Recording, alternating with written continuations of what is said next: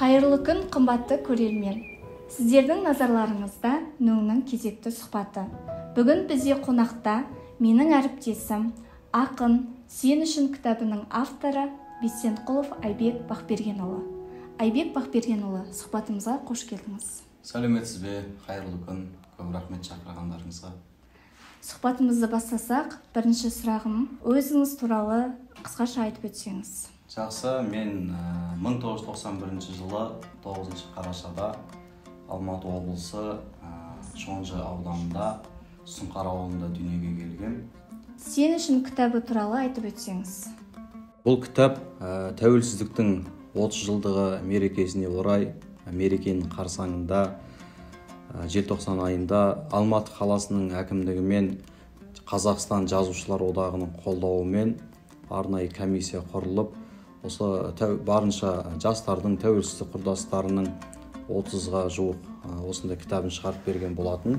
Сол ақындардың қатарында менің де шығармашылығым кіріп, осылай «Сен үшін» атты тәуелсіздік сөзі сериясымен осындай кітабымыз жарыққа шықты.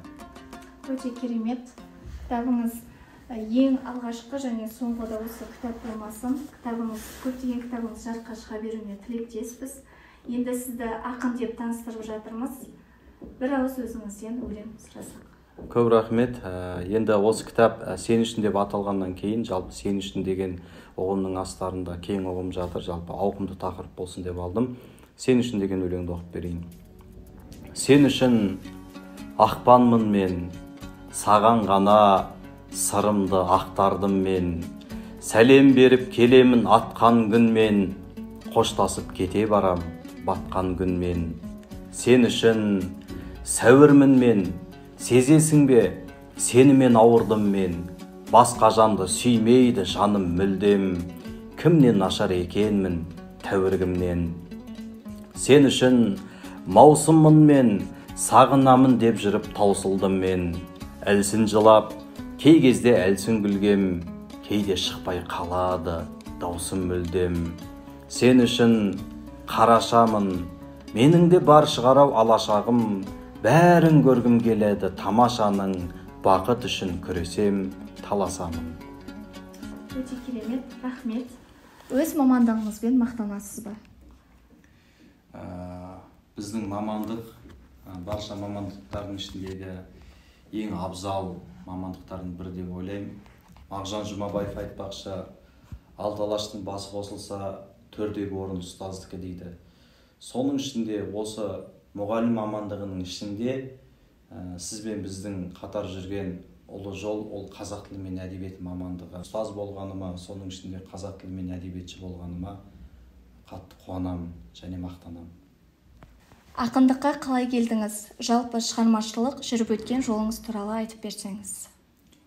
Мен кішкентай кезімнен, бала кезімнен көп айтыс көретінмін. Оразалы Досбосынов сияқты, Айбек Қалиев сияқты айтыскер ақындарға жанкүйер болып, сол кісілер жеңіс екен деп, сол кісілерге еліктеп, сондай айтыс көріп өскен балам. Және алғаш рет айтысқа шыққан кезім әлі есімде.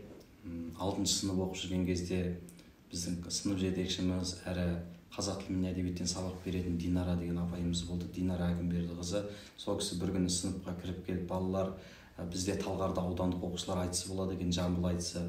Соған кім қатысады деп, біздің Бағдәулет және Бағдәулеттегі сыныптасым және мен екеумізді қатыстырмақшы болған. Сол кезде ішімде неше бала кезден бері қайнап жүрген қайнар көздің өнердің сол кезде сыртқа шығарын мүмкіндігіне ие болғанына қатты қуандым. Сол айтысқа қатысатыныма ерекше қатты қуандым.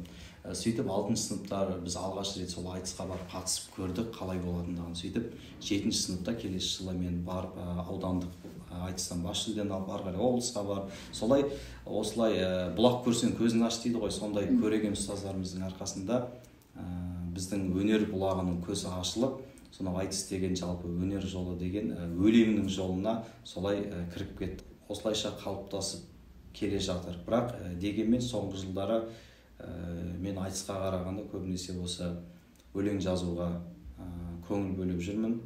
Алғашқы рет 2017 жылы Қараша деген жыр жинағым жарық көрді.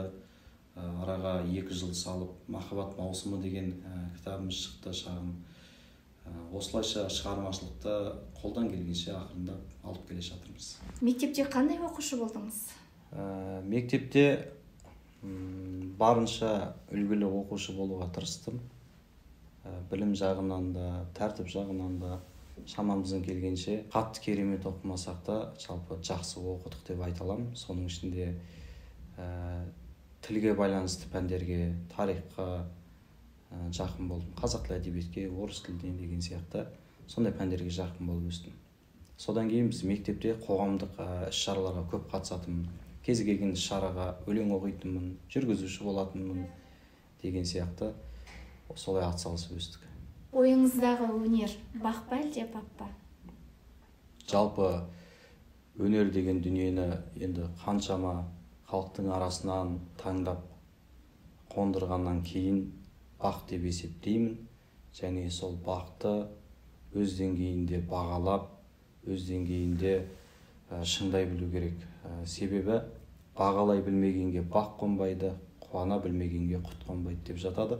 Біз соны бақпен қатар біз өзімізге артылған жауапкершілік ретінде сезіне білуіміз керек. Себебі біз қандай тақырыпты жазып жатырмыз, қай жағынан өнерге атсалысып жатырмыз, біз соны өзіміздің ойымыздың ерегінен өлшеп өткізуіміз керек. Көбінесе қандай тақырыптарда қалам тербейсіз? Мынандай ұғым бар: поэзия махаббатпен басталып, парасатпен аяқталады деген. Біз әзірше парасатқа жете қоймаған сияқтымыз. Сондықтан әзірше сол махаббат лирикасын көбінесе жазып жатқанымыз жасырын емес. Айбек Бақбергенұлы, бүгінгі сұхбатымызға уақыт тауып келгеніңіз үшін сізге көп-көп рахмет. Сізге шығармашылық табыс тілейміз. Көп-көп рахмет, айтқаныңыз келсін. Жалпы мен де осы сәтті сабақ тиінде сәтімен дейді, осы орайды пайдалана отырып, Іле аудандағы жаңа толқын қауымдастығына, сол қауымдастығын басқарып отырған Ақмарал Құрманжанқызына рахмет айтқым келеді. Себебі ұстаздар қауымының күнделікті күйбең тіршілігінің жұмысының арасында жасап жатқан еңбектері аз емес. Сонымен қатар сол еңбектің арасынан уақыт тауып, көңіл бөлгізіп, осы ұстаздардың арасындағы өнерге қабілеті бар, немесе басқа жағынан талантты кісілерді іріктеп, анықтап, сол кісілерге көңіл бөліп, сол кісілердің барынша жарыққа шығуына атсалысып, осындай түрлі жобалар ұйымдастырып жүреді.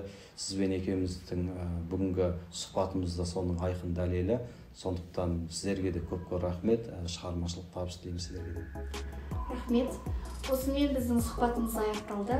Аман есен көріскенше сау болыңыздар.